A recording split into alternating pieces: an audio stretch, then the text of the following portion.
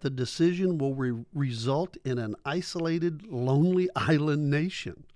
Wait, what? Say it again. So Britain, left the European Union. Okay. And the rest of the European Union said that they're just going to be a lonely, isolated nation. Right. So then what happened is Prime Minister Theresa May on Wednesday appointed a minister for loneliness. Far too many people, she said, are lonely, and it's a sad reality of modern life. I want to confront this challenge for our society and for all of us to take action to address loneliness. Goes on to talk about, This is worse than smoking 15 cigarettes a day. No. That's what it says. Who's doing the math on that? All right. Mark Robinson, the chief officer of Age. He's the chief officer of Age in the UK. It's Britain's largest charity working with older people, warned that loneliness could kill. It's proven to be worse for health than smoking 15 cigarettes a day, but it can be overcome and needn't be a factor in older people's lives. I don't know. England is a wild place. All right. Well, the former United States Surgeon General. Anyway, we are live. Hey guys, welcome to the Life Chapel podcast. I was into an article about loneliness in Britain, and it's a real thing, and they're fighting it over there. Thank God somebody's doing something about this. They have an officer of Age, though, so I don't know. They have an officer of Age, and now they have a minister of loneliness to go with it. Unbelievable. England's a weird place. Yes. All right, guys, welcome to the Life Chapel Bonuscast. We are here for the second edition of the Life Chapel Late Night. Yes. We're going from 9 to 10. We have changed time, so this is new for a lot of people. Go ahead and share this to your page if you got a chance. We'll be monitoring your comments to see if you guys want to talk back to us tonight. But yeah, share it to your Facebook page. It's the number one way we get new watchers, and the number one way we can share this message that we've got with the world, and not even just the message as in the gospel, but the uniqueness of what Life Chapel has to offer. I think is a really special thing that we get to share with people. So you know what, when I travel and I talk to different pastors and church leaders and I tell them what we do, they just are so curious that we would get online and talk about our Sunday service, the positives, the negatives. Right. Just all the different pieces to the puzzle. And it's you guys really do that? Yeah. It's just we just kind of throw it all out there and hopefully people just tune in and watch, and people seem to enjoy it. So yeah. And if nothing else, when we didn't do it, I was missing it. It's fairly therapeutic. That's true. Yeah, we went through a few weeks there where we didn't do it, but it's good to be back. Yeah, for sure. So let's talk about yesterday. All right, yesterday was a big day. Wait, yesterday. is there anything we need to talk about before we talk about yesterday? Let's get through announcements. So upcoming events. Most of them happened. But yesterday. Last night was a huge win. Yep, the encounter. The youth encounter had just a lot of great stuff going on. This next Sunday night is the baby dedication, but it's not just for babies, and that's kind of historically it's been called baby dedication, and so we kind of use that language, but really it's more about dedicating children, right? And so we want to open it up if you have children. Well, you know what, I don't know why we didn't do this year. Last year we called it the generation dedication. I know, and this year on the front of the card it says the generation blessing, I think. Okay. But on the back it says for baby dedication. Gotcha. Yeah, so we probably should have been clear, because we do want to open that up, especially with people coming into the church. It's really just about dedicating your family and as a family, as saying that we're going to dedicate this family to Christ. And so But if you want to get in on that, you need to sign up tonight, because we're getting all of the stuff together.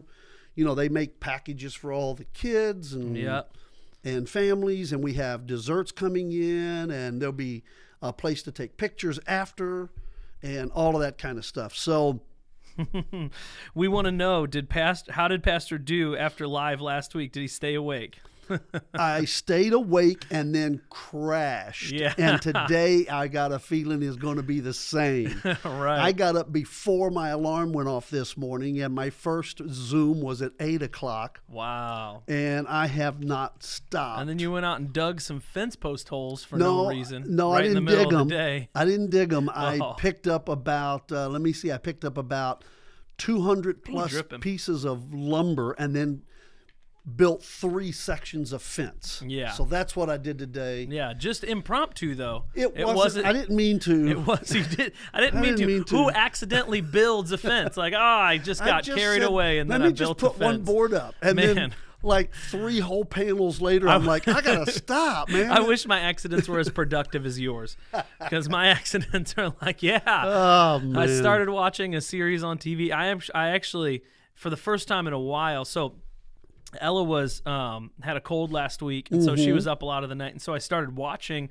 some TV in the middle of the night, just kind of because she was up and down, just because, when she's snotty, she kind of needs to be upright to go to sleep and all that stuff, and so I wasn't, it kind of put me in a spot where I was like up till 1 or 2 a.m. Yeah. And so I started watching. I was trying to think of a show that's just, because like we got rid of our Netflix. Yeah. Oh, you better believe it. Because of the whole Cuties fiasco, which we can talk about that, I'm sure. But even that, like, a lot of the online stuff, they don't have any censorship on their things, like the FCC or whatever, like regular TV has, and so they can just get so dark. And I mean, I like superhero stuff, I like fighting stuff, but at some point it's just like, I just want like a regular show, just something easy on the mind. Yeah, sorry, a little bit of Panda Express right there. Oh, we don't need to hear about your Panda Express. Honey Sesame Chicken. It was delicious. Oh my It's goodness. their featured bowl. Panda, if you want to sponsor us, That's right. We call a sponsor Get my every mic week. set. You are really I feel like struggling. I'm looking through this hole at you or something. It's like I'm peeking through this hole at you. Just kind of push it back this way. It won't go back. It just, that's as far as it goes. Well, then move your body the other way. Yeah, I guess I could do that. Let me try this. How about that? I can see you now without looking through that hole That's right there. great. All right. So you're trying to find a TV show. Yeah, so something to watch. I started watching Murder, She Wrote.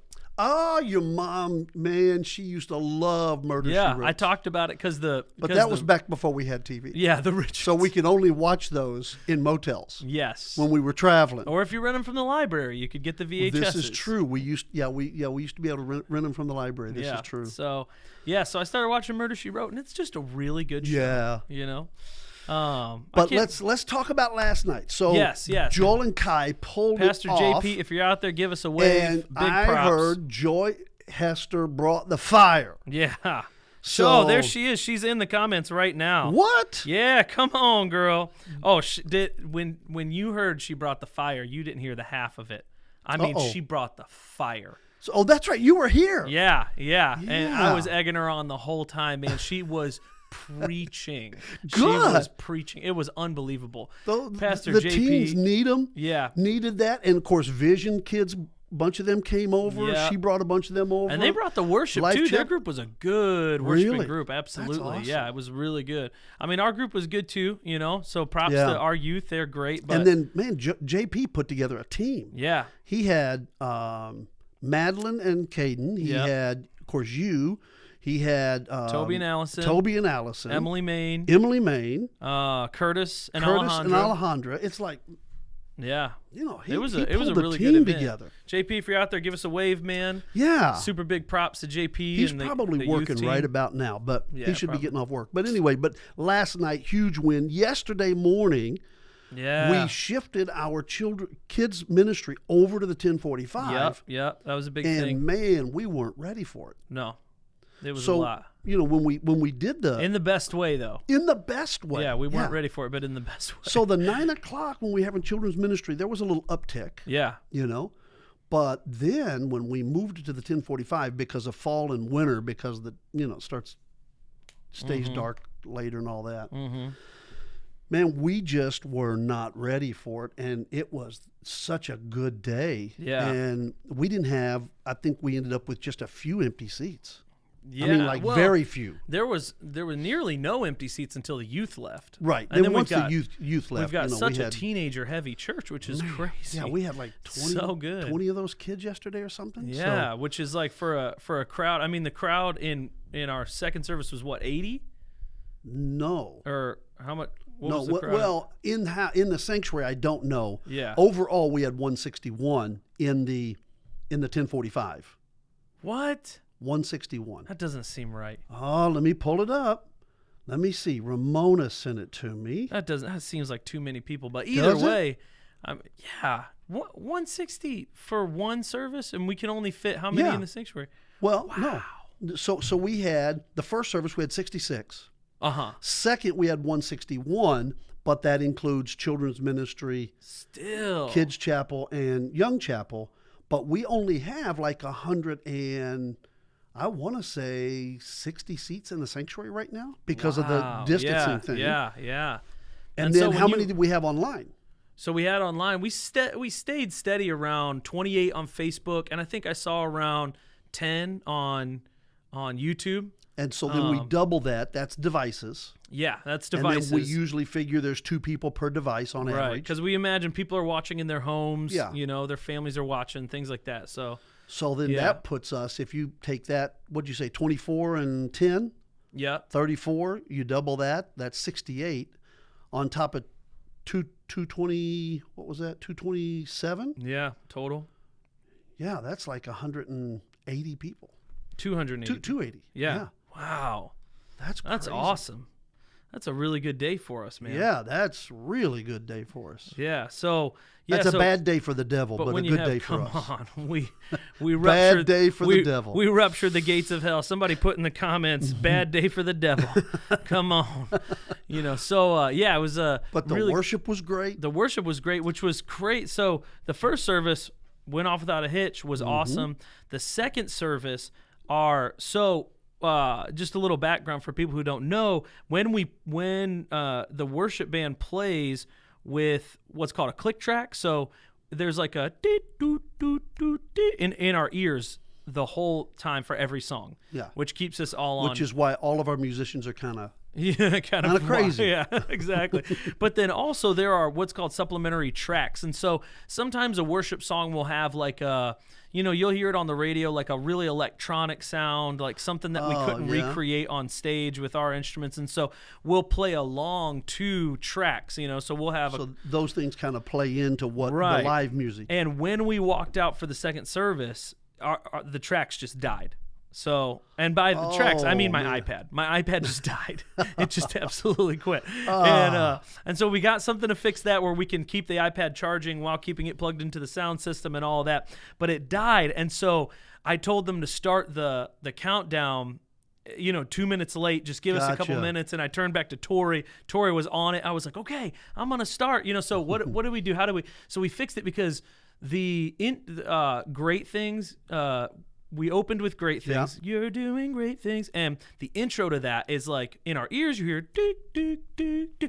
Bah! It's just this big, like we all hit on the same thing. But without the track, you can't all just hit that on the same thing. So what I did was I was like, I'll start on the chorus, and then you just come in with the intro when I play one time through it. So I played the chorus once. Wow. And then we came in. Nobody even knew that. No one even knew it. You just shared the secret. Yeah. I mean, that's what was so crazy, though. It went so well, even though we had such, for us, it was a major upset. And then but the energy was there, man. The 1045 was bringing it with all those, parents that were there. And it was just like, man, things were just flowing. It was so good. But since we've come back in the middle of May, the 9 o'clock has been high energy. The 1045 a little less. Right. To be nice about it. Yeah. 1045 has been lacking in the energy sector for sure. This Sunday, both of them were just fantastic. Right. I mean, the energy was great. The spirit was great. God was just like, wow, it was really amazing. So, and then we're in this series right now on Better Together. Yep. And I think that we're just pushing hard for people to really reconnect with the church. Yeah, I'm still talking to pastors where people just aren't coming back to church. Yeah, and we're not having Life Chapel. We're not having that problem, right. but yeah, we're not having so big of a problem, I don't think. But I think the thing is, I've been thinking about like the mentality, because I think a lot of churches are going to do this, and I always try for us to be careful to not do anything out of fear based, right? Not do anything out of fear. But I think the mentality about it is just that there. People that go to church are going to have a choice to make, and that choice is going to be, do I reconnect with the body? Do I get back involved? Because I think it's one of those things, once you let go of something, it's kind of once, like, if you work out for a long time and then you stop working out for a little while, it's just like, do I need to go back? It's so much harder to go back than it is to like keep momentum. And so I think people are going to have a choice to make, and I think what we're hoping to do is encourage them to make the choice to come back, to make this a part of their lives, because I think the church could go one of two ways from this point. Either it could slowly die, of inconvenience, like I said in my sermon 2 weeks ago, like the death of the church could be not from persecution but simply out of inconvenience. Or this could be a moment for great revival. And I so believe that. Yeah. I so believe that. I really believe. But I believe it's going to happen both ways. Yeah. I think some churches are literally just going to not fade out, but they're going to fade because something's just not hitting on all cylinders. And then there's going to be other churches who are just going to be like, we're passionate about revival. We're passionate about prayer, and those are the churches that I think is really going to take off. Yeah, I think those are the churches that's really, and that's why we're leaning into it. We're just like, we've got to have this. We've got to have the presence of God, and we've got to have one another. Yeah, and I would argue that churches about our size or smaller have an advantage at this moment. I agree, because people have responsibility to their community in a church of our size. Yeah. It's like you can't just sneak out the back door and never come back in and nobody ever notice. You have connections, you have other parents that are leaning on you. You have, you're involved in different things. And you have a lot of personal relationships. Right. It's really, once a church, you get a couple of hundred people, it's just like a large family. Yeah. And it can be a beautiful thing. Now, there are times when it can be not such a beautiful thing, but it can be a really, really great thing. And so I think that Life Chapel is really not going to, but already gleaning from coming out of the Rona. Yeah, the Rona. Oh, the Rona. Yeah, and I think it's gonna go someplace good. I think this is a real moment of momentum for Life Chapel. I just feel it on all cylinders. So you spoke a few weeks ago on the danger of worshiping, more or less, the nuclear family. Yeah, the idol of the nuclear family. Yeah. And it was a weird thing. I don't know why, because it's a weird way to start a season like this. But you almost have to have a hard start, or people just assume the whole time you're talking about, I need my family. Yeah. I need to stick with my family. Yeah. I need to stay home and honor my family and, all that kind of stuff. So you almost have to have a hard, dividing line to say, this is what we're not talking about. Right. And I think this is what we're talking about. I think there's been this overemphasis on your responsibility to your nuclear family for a long time. With the church, I think there's been sort of this, I think this is where almost like political conservatism and the church shouldn't necessarily meet. And what I mean is that when, in political conservatism, your ultimate goal is to protect your family and to serve your and to give your family the best life humanly possible. Right. Which is some, great goals within certain boundaries, but the church doesn't have that same goal. Right, exactly. The Christian's goal is not to give their family the best life possible, but to make their family as purposeful as possible. Exactly. And so I that think was such that's a great where, point that you brought out, is that purpose. Yeah. Is not just making it great and Yeah. pleasure. I Yeah. think was the word you used, pleasure, Right. as opposed to purpose. Because if the whole point is safety or pleasure or even just safety, Yeah. or the families that have made differences for Christianity are families that have gone into the most dangerous places. Right. You're right. Preachers who have dragged their kids and their wife right into the hearts of inner cities and just continue to preach the gospel, and that's not a safe thing to do. That goes right against that sort of social conservatism, which is, says protect your family at all costs. And so I think that's some places where we have to be careful that we don't fall into something that's not actually Christianity. Yeah. Well, so Jared and Loida were here last week for the marriage retreat, which was a huge win. Yeah. I mean, that's why we don't have any announcements. All of our announcements happened last week. Well, exactly. Yeah, you're right. We're headed in that fall season, and we usually kind of slow down a little bit when we get into the fall because, it's just we hit it hard September, October a lot of times, and then we kind of wind it down because we know December's hitting. Yep. Thanksgiving to Christmas is crazy, so we try to take care of that. But Jared, his mom and dad were missionaries to El Salvador in the middle of a civil war. I mean, and, he of course, him and Loida is, Puerto Rican. He was raised in a Latino family, culture. She says she's Southern Rican. This is true. When she's prayed through, she's Southern. When she's not prayed through, she's Rican. I think that was one of the biggest takeaways from that marriage thing.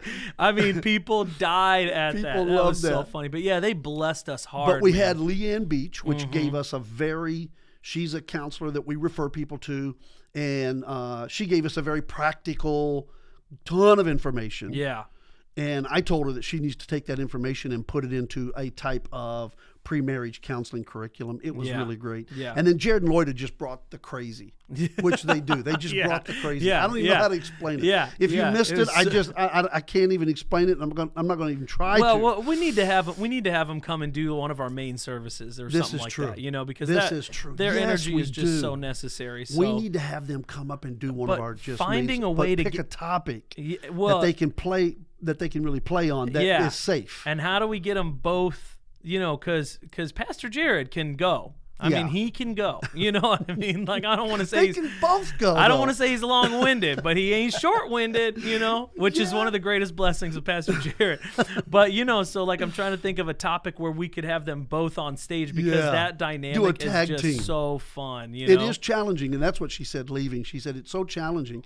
And I get it because it's challenging for Sharon and I to speak at the same time. Yeah. Now, if we'll tag team it to where she gets 15 minutes and then I get 15 minutes. Yeah. But that takes the fun out of it. Well, that's what me and the fun is like me and Brooke, when we left, we were talking about just how we love their energy and how everything is just like this, and they're going to talk just like this right until the end of their sentence, and then the other one is just going to talk like this right to the. And what I was thinking, just like it just keeps your attention because it's like true. woo, just like exactly. It's just like bam, bam, they bam, start bam, bam. at a 10, and they end at a 10. Stay at a 10 the whole time. Yeah, it was so much fun, man. It was a riot. So that was so good. What were we just talking about though before we got on the marriage? We were talking about the family, and then we were talking about Jared and Loida coming. But between those two, we talked about the it was like somebody help us out. It was like the marriage retreat. We were talking. Yeah, I jumped topics. Yeah, you jumped, and I was still on the. And what were we talking about? It was good. Yeah, I was still. Oh, Sarah Hall said, "No topic is safe at the house." Amen. This is so true. Amen. But safety isn't in our value system. Yeah, so I was talking about Jared Howe being raised as a missionary kid. And I was going to ask, isn't what you guys took me there? No, we took you there when you were still in your mama's belly. Yeah. So where was it again? What? El Salvador was in a civil war, and we wait. How many L's are in civil? Civil. Yeah. Was in a civil war. It's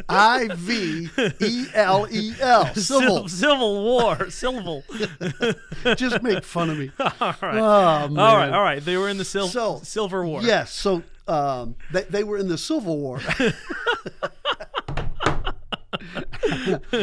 So literally at night, we would hear the bombs and bullets going over my word. Your mom was 7 weeks pregnant. Now, when we landed 7 weeks or 7 months, 7 months. When we landed in Nicaragua on a layover, the runway was lined with military with machine guns laying in the grass. The plant all the way down the runway. I'm laying like hundreds of these guys. Unbelievable. And so we got there, and literally everywhere we went, we were under security because it was just bizarre. And so we literally left. Like I said, we got to get out of here, and we left early. We called, got our flights out early, and the next day, the whole nation broke out into chaos. The missionary house where we were staying had a little house out back. They were able to crawl into there and hide. Wow. And covered themselves in ketchup, and so that the guerrilla Red Cross could come in and take them out as wounded. That's Whoa. how they got out.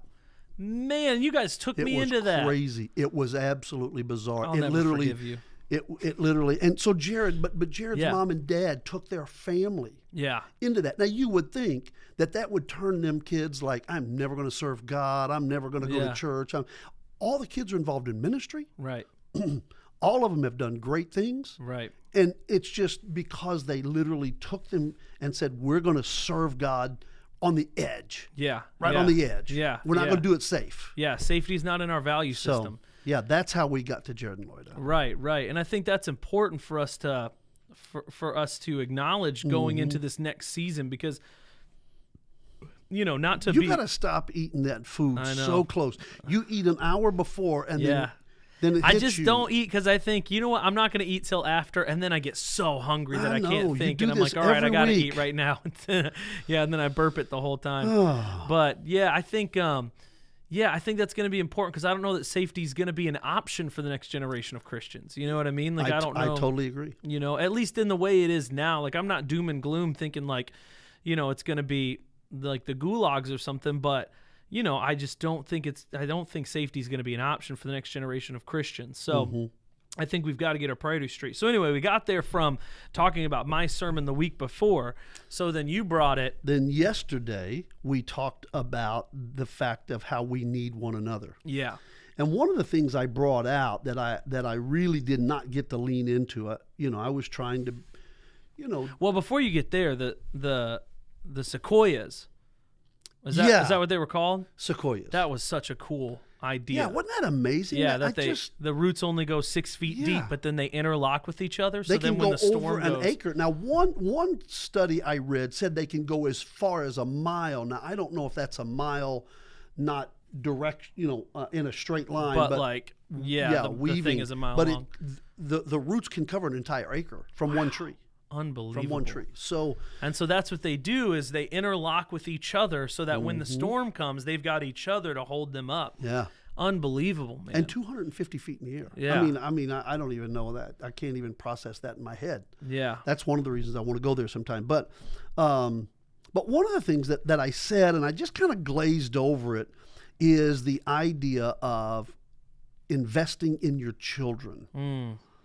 And I got to thinking about this. In fact, Gentry was over last night, and we were talking about like travel sports. Oh, yeah.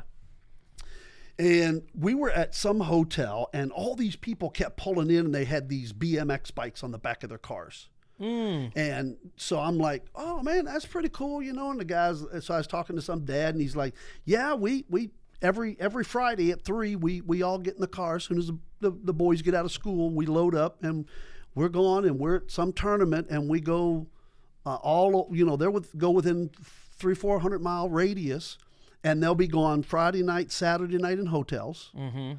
They have equipment, they have bicycles, they have food, they have gas. They have no overtime on the weekends because they're investing a minimum. Me and Gentry figured it up, a minimum of $500 a weekend in BMX bikes. Yeah. And their kids jumping over dirt hills. Yeah. Right. And I think, okay, they do that until they're 13, 14, 15, 16, I don't know how old, 18. Yeah. What does that get them in life? Right. What value does that give them? Now, I'm sure their parents would say, well, it teaches them this, it teaches them that, something. I'm wondering if it's just the parents' way of having that bragging rights. Yeah. Yeah. Or another way to say it is parents living through their kids precariously, or is that vicariously? The right word? Vicariously, not maybe precariously too. Who knows? The point is, is they're just investing in their children. Yeah. Okay, Sharon, he can't talk when you're texting him. Okay, Sharon. So I don't know what you're saying to him, but he's stumbling all over the place. So what I'm just trying to come to, just to kind of get this done, is that we need to make that kind of effort, right, to get our kids involved in the things of God, right, and say Sunday morning is priority. Yeah, absolutely. Sunday morning, my kids are going to be there. If there's a youth event, right, we're going to schedule around the youth event, or a kids event, we're going to schedule around that. Yeah, because that's investment into our kids that costs nothing except time and effort. Yeah. And you do that, and I'm telling you, it will bless not only your kids, but it'll bless your kids, your grandkids, your great-grandkids. Yeah. Literally, you create generational blessings like that. Mm-hmm. I mean, that's one of the things I was trying to bring out when I was talking about how church-centric we lived. Yeah. And literally, we had, your mom just said, shut up, Grant. So do you want to be on the podcast, Sharon? Next week. She's got to be, because she's preaching next Sunday. Oh, she just texted me. Oh, she's texting you now. Angry emoji. Mom, it's not working. We're going to say everything you text, so you just better be careful with your next words, because it's going out over the air. Right. She's preaching next Sunday, so she will be here next Monday night, and I'm going to text her the whole time. The whole time. I'm going to sit at home on the couch and text her. What is going on? Like, just lists of errands, like, hey, bring some popcorn home. Just like, okay. But... yeah, don't forget the milk. But yeah, and I think there's, That reminds me of a story. I got to tell this story. Okay. Back in the day, beepers first came out. A beeper is where Joy Hester was saying, she was talking about that, and what did she say? She said, if it's if it's major, hit my pager. And I was like, what a tragedy that pagers still aren't a thing, so I can't say that every day, because that's an amazing phrase. Yes. Hey, if it's major, hit the pager. Love that. So this guy was so proud. He just got this pager. Nobody else had him yet. He was one of these high-flying guys, and he's sitting in the boardroom at the table, and it goes off. And so he makes a big commotion, pulls it off his belt and looks at it, and you'd push the button, and it'd be like a little voicemail. You had like 30 seconds. Yeah. And it was like, I got an important call, guys. Let me just get this real quick. And he pushes it, and his wife says, hey, don't forget to get bread on your way home. It was like all those guys were like, that's your important call. I think that would be funnier if pagers were still a thing. If pagers were still a thing. I think you had to be alive for pagers. Look, Joy just said, if it's major, hit me on my pager. Yes. I love that. So anyway, we got distracted on all of that. So. Yeah, but we're talking about investing in your kids, and and the importance of. It's like when Paul says, that physical exercise is of a little importance. Yes. And he doesn't say it's of no importance. Mm-hmm. He says it's of a little importance, but he compares it to the kingdom of God and the investment that you should make there. And I just think we cannot be afraid to ask ourselves those tough questions. Am I investing?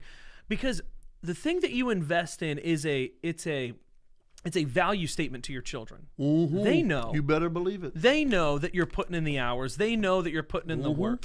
And so the question is not, do you put in work for other things? That's great. Yeah. If you put in something for them fun, they're only young once, whatever, all of that stuff. But if you don't then put in the same the same amount of work into getting them into the house of God, into getting them plugged into their Bibles, into getting them. And you know who? So you guys all played a sport when you were younger. Yeah. A couple of years, some soccer, some little league, baseball, stuff like that. You went to band camp. Yeah. You know, you all did band. I didn't go to band camp. Yeah, you did. No, we had like a went to- preseason, no, I didn't go to like a campground and do band camp. We had like a preseason practice where we would. Okay. I didn't go to band camp. Okay. Okay, You didn't go nobody to ever band took me camp. to band camp. Only camp I ever went to was church camp. And that's So- what we're saying. And that's exactly what we're saying. Yeah. And that's what Sarah Hall is trying to, because she capped not Not. wrong. Yes. So she's yelling that at you, Grant. No, she's Or you- yelling it into, like, she's Okay. emphasizing it for those. She's not yelling at me. Well, I just figured Right. people And I want to think- yell at you. I And think that's the point we're making right now, Yeah.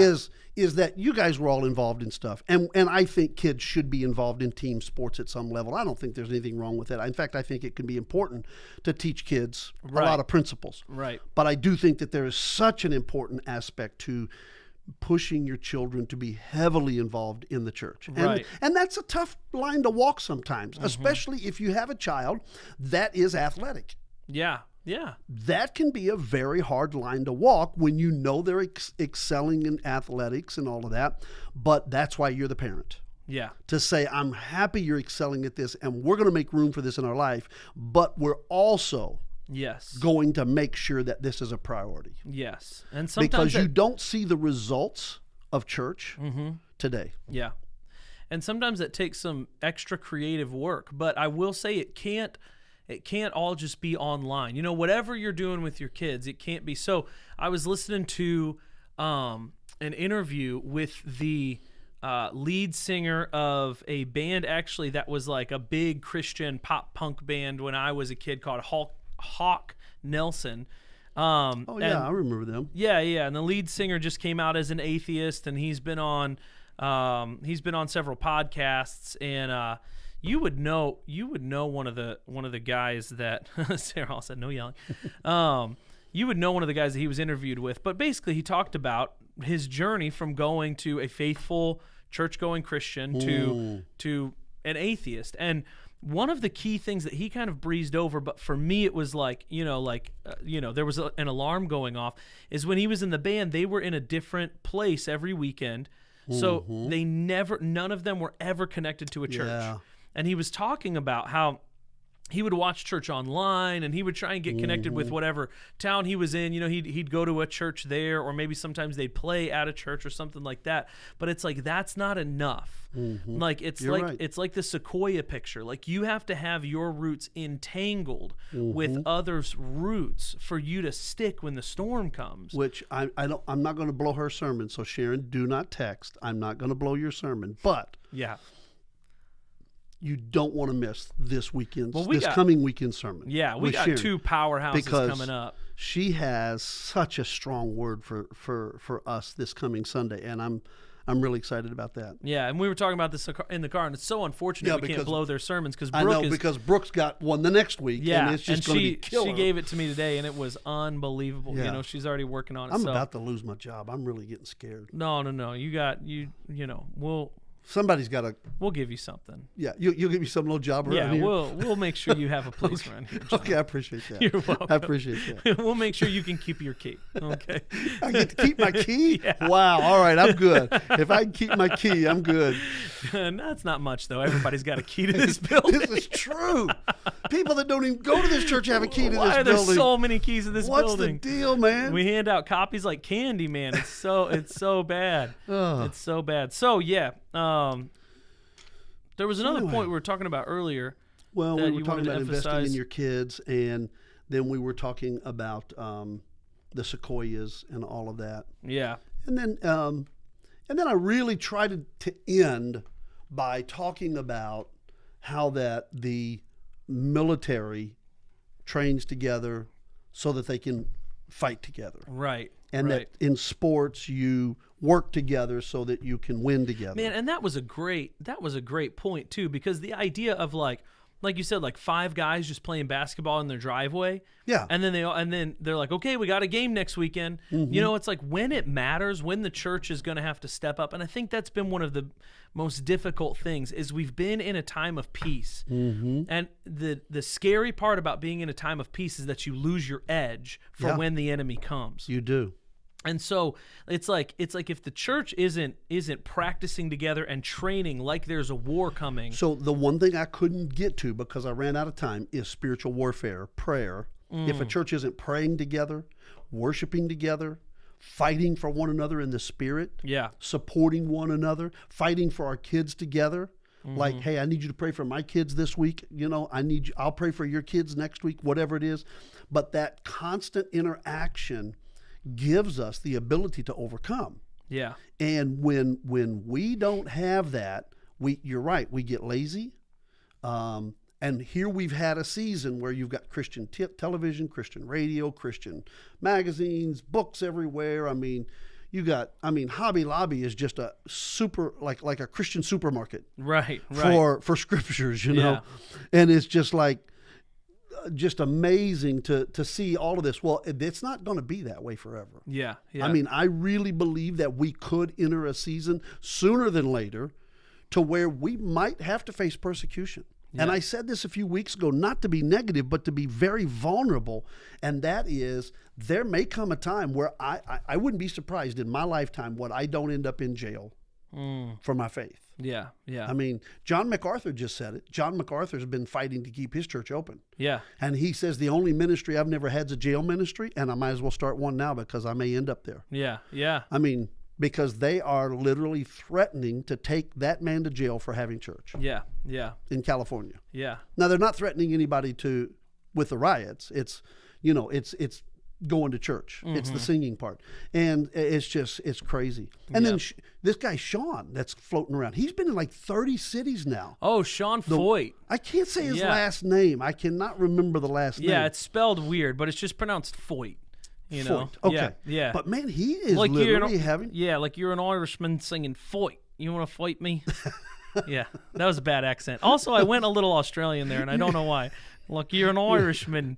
Yeah. So, Hugh Jackman? Yeah. It's a little New Zealandy. Anyway, so yeah, Sean he's Foyt, been having these I would encourage everybody things. to look up his stuff because he's been going from city to city I to mean, city. we're talking thousands of people just popping up in the middle of Cleveland. Just had like, I don't know, 5,000 or 6,000. Our friends Bill and Barb Herzog, man, they were over there, Bill and Bob. I did it again. Always call him Bill and Bob. Don't tell him I called him Bill and Bob. We did that the year we did the marriage retreat with them. They just kept calling him Bill and Bob Herzog. Yeah. But they drove over to Cleveland. They said it was unbelievable. Yeah. Oh man, People me and Brooke wanted to catch that one. Baptized, I completely forgot about that. Yeah. All of that. And then I guess this weekend he was down in Florida, and he's done like 30 cities just showing up. Yeah. Like nobody even knows he's coming like till the day before or something. Yeah. So and God has been blessing it, I pretty think. amazing. You know, I think it's been really blessed by God to be what it is. Yeah. You know, but going back to the investment thing in your kids. Oh, sorry, I just had like, as we were talking, I was kind of, something was, you know, with the, because we weren't very big sports people.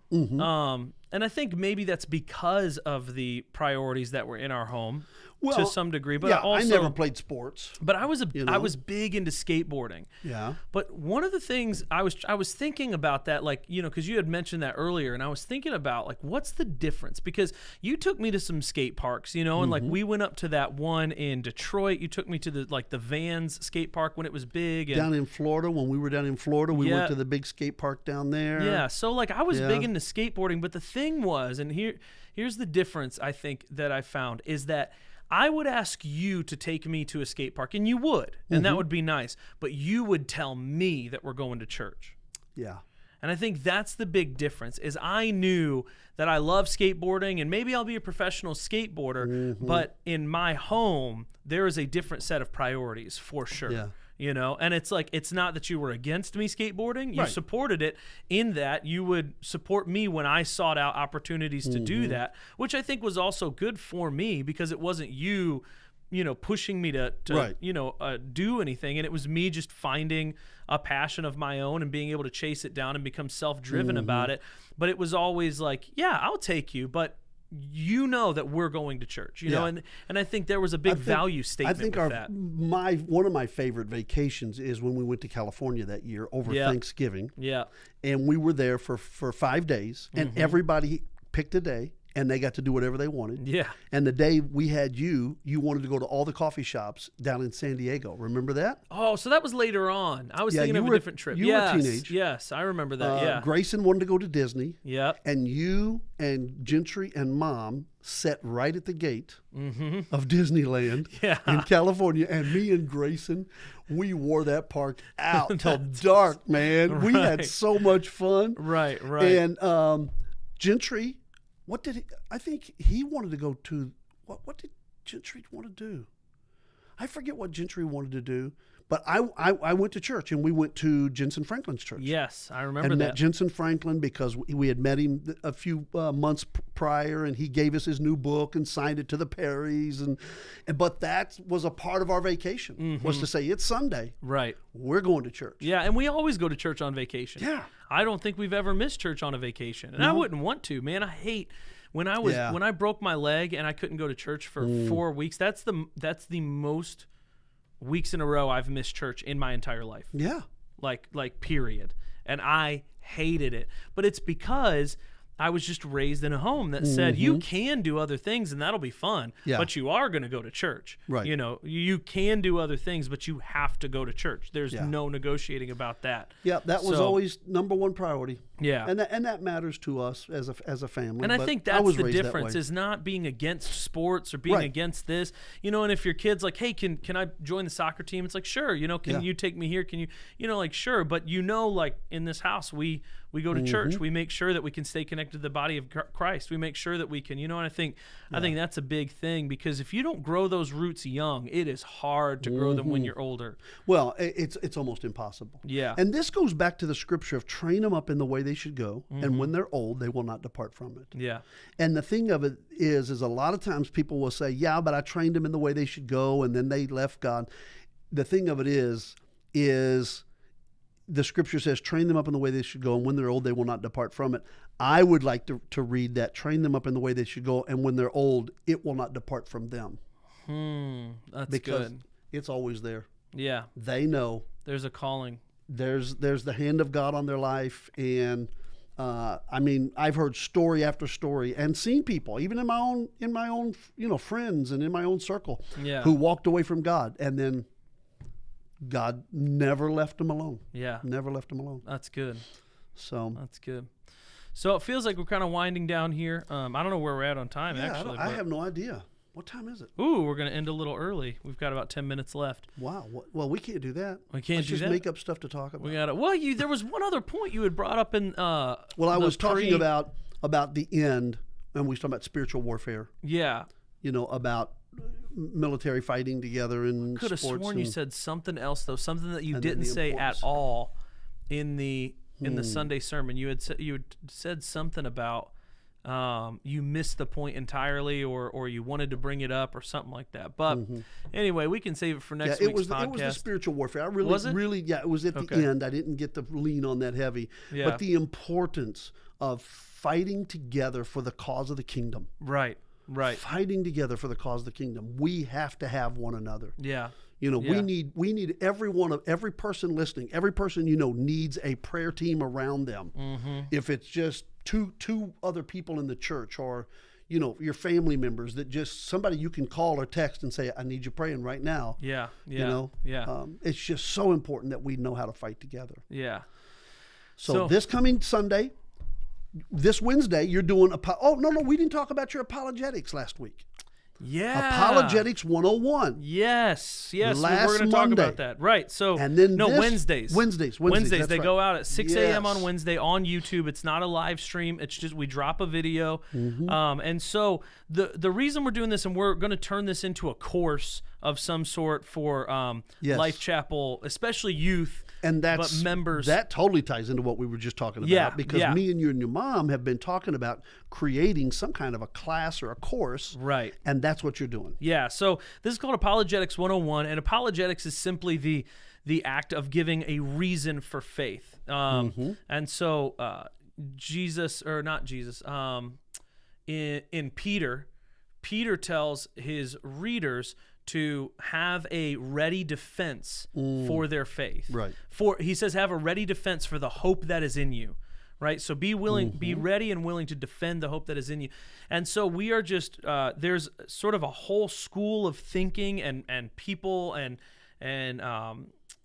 personalities that have dedicated themselves to giving people a ready defense to bring it up. And so I know to a lot of people, the term apologetics seems a little heady and sort of the whole, like, people sort of lean on their, I've got a testimony or I've got this, or, I don't need that. But I would say if you don't get a hold of some of these concepts for yourself, get a hold of them for your children. Yes. Get a hold of them for your family who has questions. So we're going to be going through some arguments for, one, God's existence. We're going to be tackling some of the big questions about, so the main one is, how could evil or suffering exist if God exists?